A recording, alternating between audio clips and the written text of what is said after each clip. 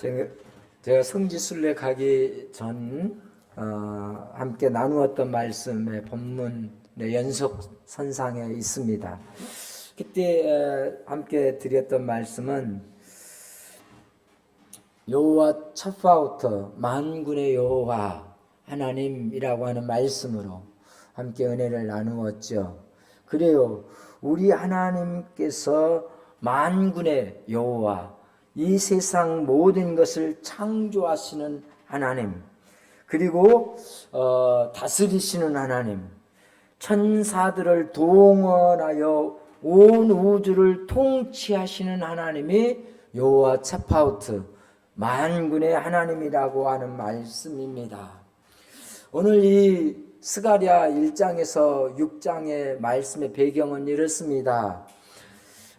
성전 재건을 해야 되는데 이스라엘 백성들이 포로로 잡혀갔다가 포로로 귀환했습니다.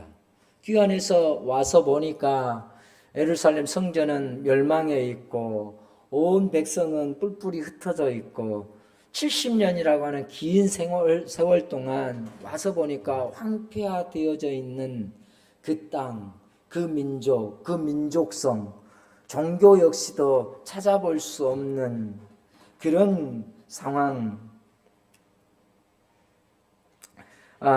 성전 재건을 해야 되는 이런 가운데에 스룹바벨이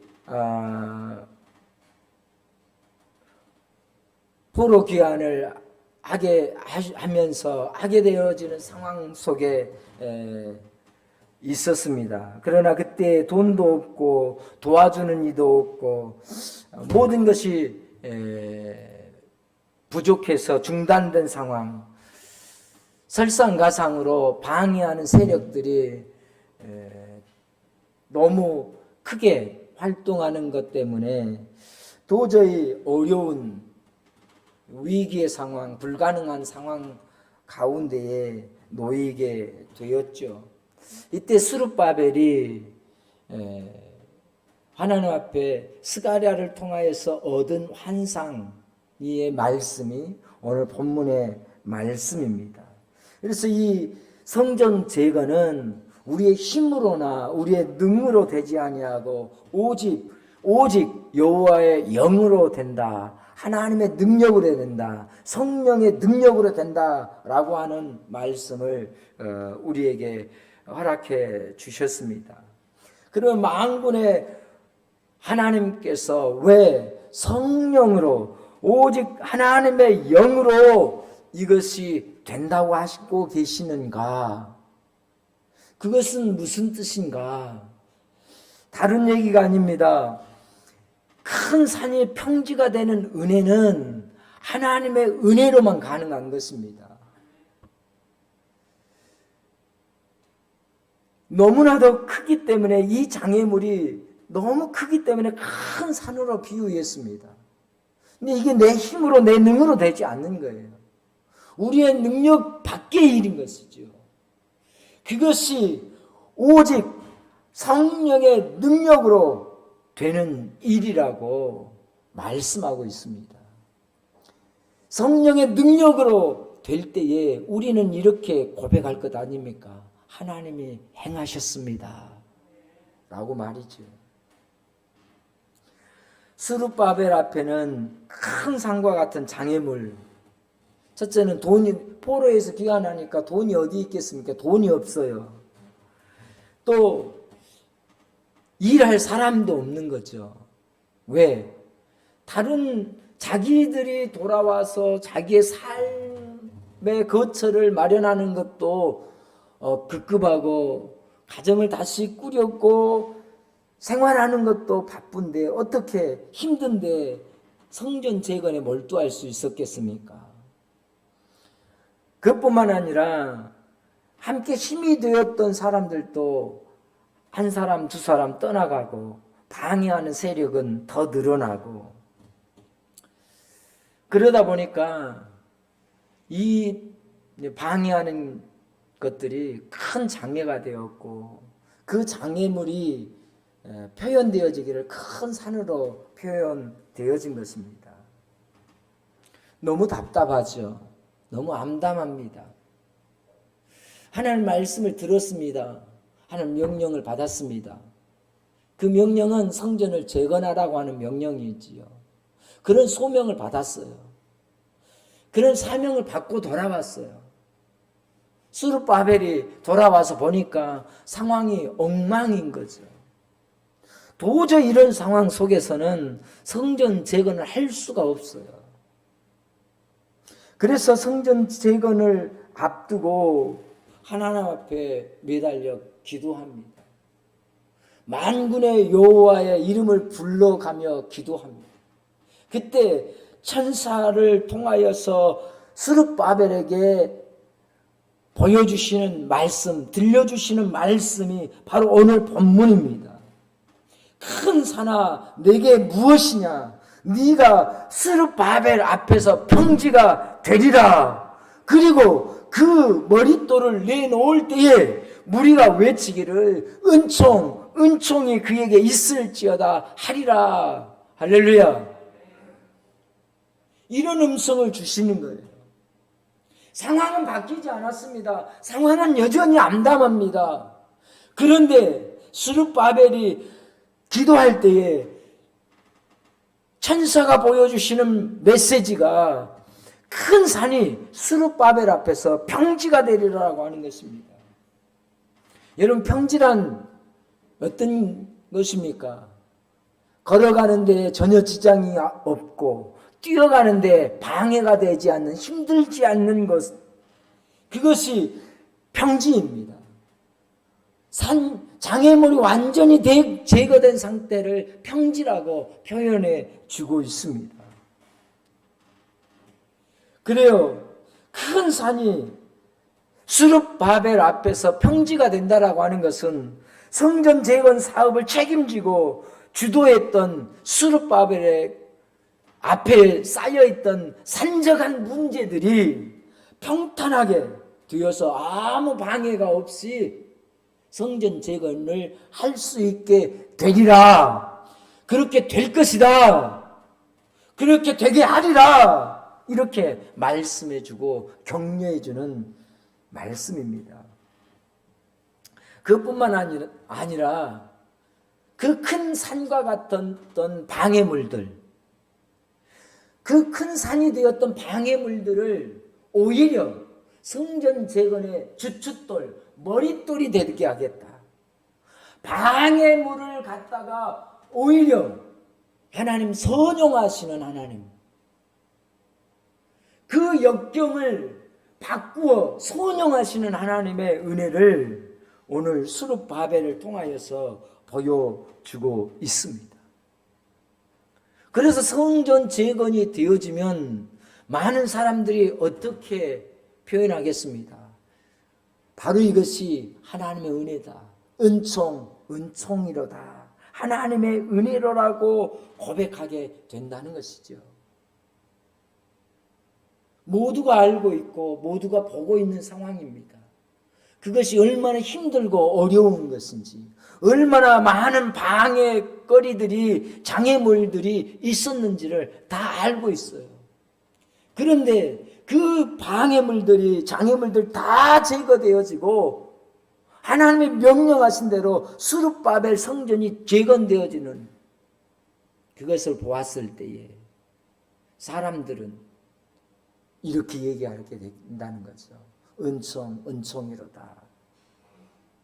우리도 마찬가지이지 않겠습니까?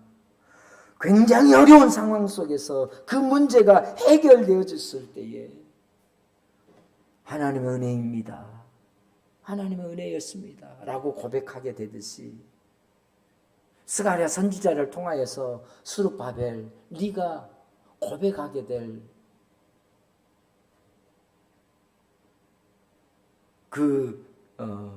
말이라고 해주시는 것이죠. 시대를 막론하고 하나님께서 원하시는 일을 하는 데에는요, 대적들의 위협과 방해가 있습니다. 교회 안에서 하는 일도 마찬가지고요, 개인적으로도 마찬가지입니다. 개인적으로도 신앙생활 잘해봐야지, 열심히 해봐야지 라고 마음을 먹었을 때 방해하는 세력들이 생기기 마련입니다.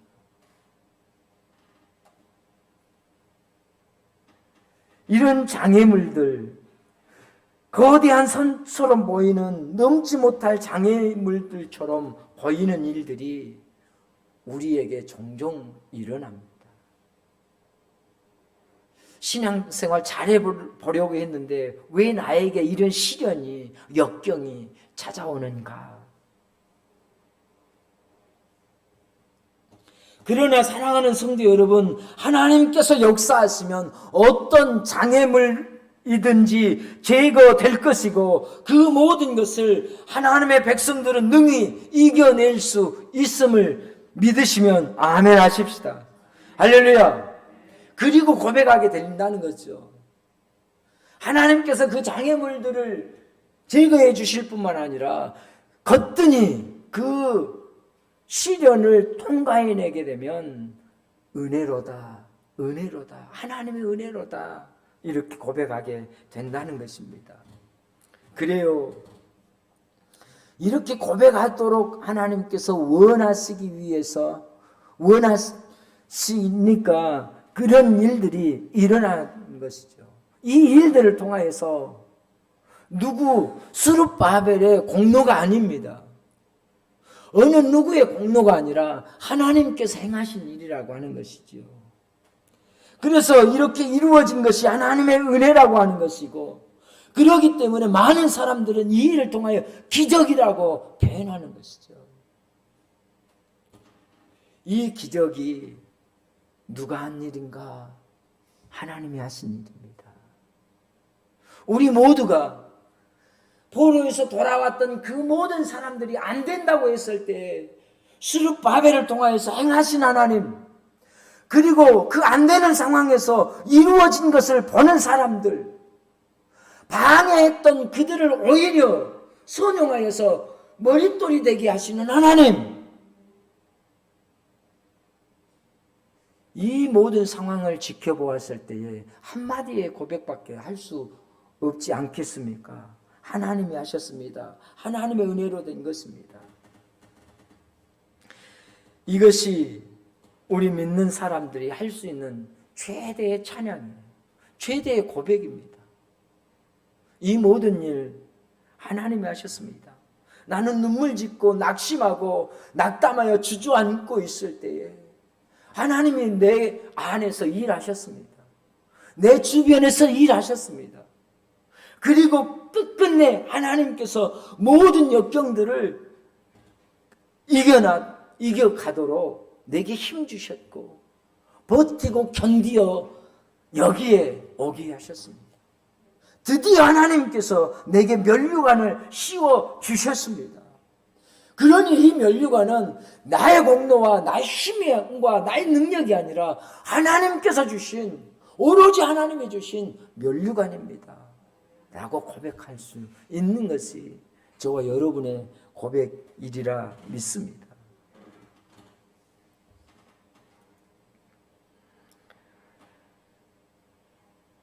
여러분, 성전 재건이 있기 전 남유다의 상황은 이렇습니다. 아수르에 의해서 북왕국 이스라엘이 멸망했습니다.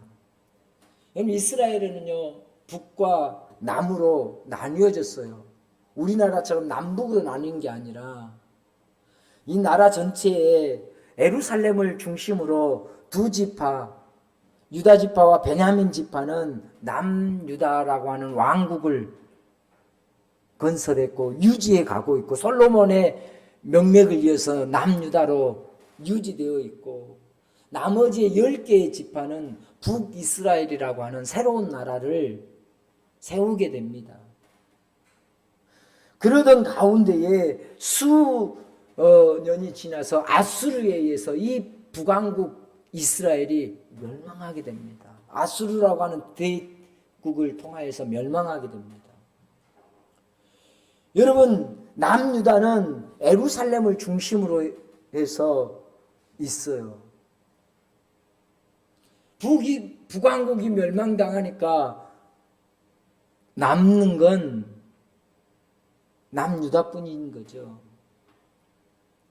아수르의 왕 사네립이 군대를 이끌고 남유다를 포위합니다. 그리고 남유다에 있는 54개 성을 전부 점령했습니다. 오로지 남은 건 핵심 수도인 예루살렘 성 하나인 거죠. 이런 풍전등화에 완전 포위된 상황입니다. 전쟁에서 이길 가능성은 전혀 없습니다. 또 아수르도 힘들게 전쟁하고 싶은 마음이 없어요. 왜냐하면 포위만 하고 있으면 먹을 것이 떨어질 것이고 물이 없을 것이고 그러면 자동으로 항복하든지 죽게 될 것이니까 그냥 포위만 하고 있는 상황 속이에요. 그러면서 사네립이 랍사게라고 하는 신하를 아람어를 할 수 있는 유일한 신하 랍사게를 보내서 이렇게 회유합니다. 야, 너그 포기해라. 너그 항복해라. 항복하면 너희들 살려주고 이렇게 해주겠다. 항복을 권유합니다. 이때 남유다의 왕은 히스기야 왕입니다. 히스기야 통치 14년 때에 이런 일들이 일어납니다. 여러분 어쩌겠습니까? 싸울 힘도 없죠. 버틸 능력도 없는 거예요. 물도 없죠. 음식은 떨어져 가죠. 심지어는 성 안에서는요, 먹을 게 마실 게 다 떨어져 가니까 서로를 죽이는 비극적인 사건들이 일어나게 되었습니다. 많은 사람들이 항복하자고 말합니다. 그때 히스기야 왕이 하나님 앞에 기도합니다. 하나님, 이런 상황 속에서 어떻게 해야 합니까? 이처럼 아수르는 우리를 포위했고 랍사게라고 하는 저 장관의 회유에 의해서 백성들은 이제 우리 투항합시다. 더 견디고 버틸 힘도 없지 않습니까? 이제는 우리 포기합시다 라고 할 때 하나님 어떻게 해야 됩니까?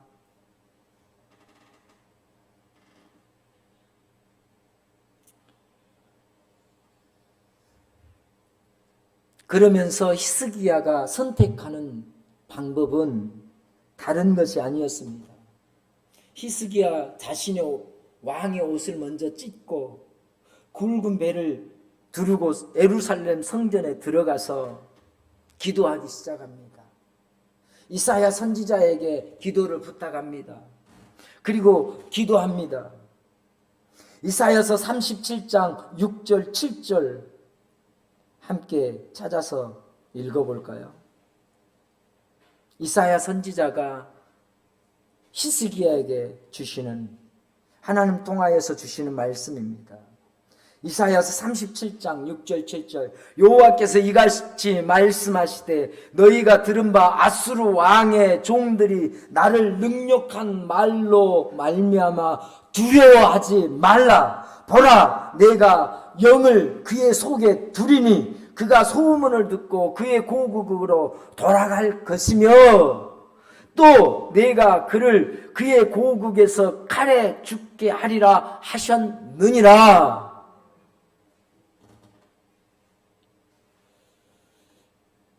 이사야를 통하여서 주시는 메시지입니다. 이 메시지가 있는 다음 날 성 밖에 진치고 있던 아수르의 군대는 보니까 18만 5천 명이라고 기록이 되어 있습니다.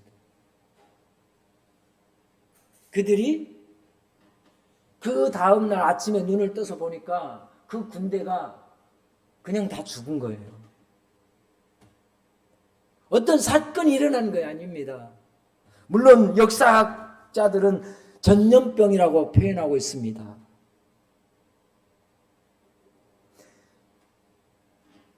어찌되었건 하루아침에 18만 5천 명이라고 하는 아수르의 군대가 성 밖에서 모두가 전멸해버렸습니다.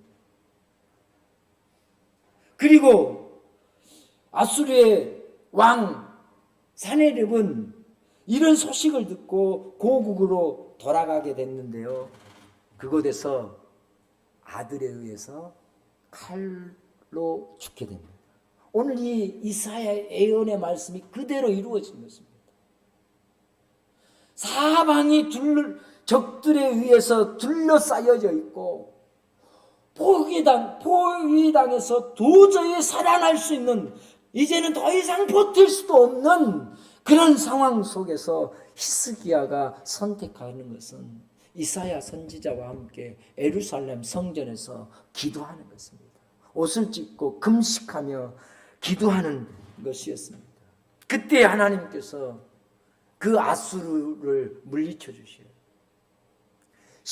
아수르 군대의 18만 5천 명이 한꺼번에 이유 없이 죽었으니 그 나라가 어떻게 되겠습니까? 국력 자체가 흔들리게 되고 결국 이 일로 인하여서 아수르는 바사에 의해서 멸망당해 버립니다. 너무 놀랍지 않습니까? 한 나라가 예루살렘 성, 조그만 성입니다. 18만 명이 둘러싸고 있으면 이건 도저히 방법이 없는 것이죠. 그런데 그들이 다 죽게 되어지고 그 일로 인하여서 그 성 하나를 점령 못해서 결국 그 나라가 멸망하는, 그리고 히스기야 이후에도 유다는 150년간 왕국을 유지해 갈 수 있었습니다. 이것이 곧 만군의 여호와 하나님께서 행하시는 일입니다. 종교개혁을 이루었던 마틴 루터, 여러분, 마틴 루터는 천주교 사제였습니다. 그런데 천주교 사제였는데 그때 천주교가 얼마나 부패했는지 도저히 사제로서는, 사제의 양심으로서는 두고 볼 수 없었습니다. 그래서 비텐베르크 성당 문 앞에 95개조 천주교에서 얘기했던 것들을 반박하는 반박문을 95개 조항을 내걸게 되었습니다. 그 일로 여러분 천주교의 로맨 캐톨릭이죠. 로맨 캐톨릭의 순식간에 적이 되어버렸잖아요. 제거되어야 될 사람이. 살해 위협을 얼마나 많이 당했겠습니까? 그런데도 그가 버틸 수 있었던 것은 하나님의 은혜라고밖에 말할 게 없어요. 그러면서 그가 지은 찬송가가 585장 내 주는 강한 성이요 방패와 병기 되시니 큰 환난에서 우리를 구하여 내시리로다. 옛 원수 마귀는 이때도 힘을 써 모략과 권세로 무기를 삼으니 천하에 누가 당하랴. 이제 내 힘만 의지할 때는 피할 수밖에 없도다. 힘있는 장수 나와서 날 대신하여 싸우네. 이 장수 누군가? 주 예수 그리스도 만군의 주로다. 당할 자 누구랴? 반드시 이기리라. 할렐루야. 찬송가 585장의 가사를 쓰게 된 배경이 여기에 있습니다. 이제 말씀을 정리합니다. 사랑하는 성도 여러분, 우리도 살다 보면 사방이 우겨쌈을 당할 때가 있습니다. 막막하고 정말로 청청병력과 같은 사건을 맞이하는 일이 없으면 좋을 텐데 그런 일이 찾아오는 경우가 있습니다. 그때에 부를 이름이 있다면 만군의 여호와의 이름, 여호와 ጼ바오트입니다. 나의 힘과 능으로 할 수 없을 때에 만군의 하나님의 성령으로 모든 일을 하실 수 있습니다. 우리 앞에 장애를 둔 이유, 이 장애가 내 앞에 나타난 이유는 한 가지입니다. 나를 쓰러뜨리려고 사단은 함정을 파놨지만 그 함정은 오히려 하나님의 성전을 세우는 주춧돌이 되어서 은총, 하나님의 은혜임을 고백하는 도구가 되어지는 것입니다. 이 큰 산하 수르 바벨 앞에 평지가 되리라. 평지가 되어짐으로 인해서 내 앞에 장애물이 제거되어짐으로써 우리는 고백하게 된다는 것이에요. 이 모든 일이 하나님이 행하신 일이요. 이 모든 일이 하나님의 은총이라고 말이지요. 나의 목회 여정에도 저의 목회 여정에도 하나님의 은혜를 고백하지 않을 수 없어요. 여러분 다 아시는 것 같이 말입니다. 그래서 사랑하는 성도 여러분, 힘들고 어려울 때, 사방에 우겨싸움을 당하였을 때에, 좌절하고 낭망하여 일어날 힘이 없을 때에 오직 여호와 삼마, 나와 함께 하시는 하나님, 그 하나님이 나와 함께 하신다라고 하는 사실을 믿고 울부짖음 속에서 주님을 붙드는 저와 여러분, 그리고 그 하나님을 경배 찬양하는 우리 모두가 되시기를 원하시면 다시 한번 큰 소리로 아멘 하십시다. 할렐루야. 이 시간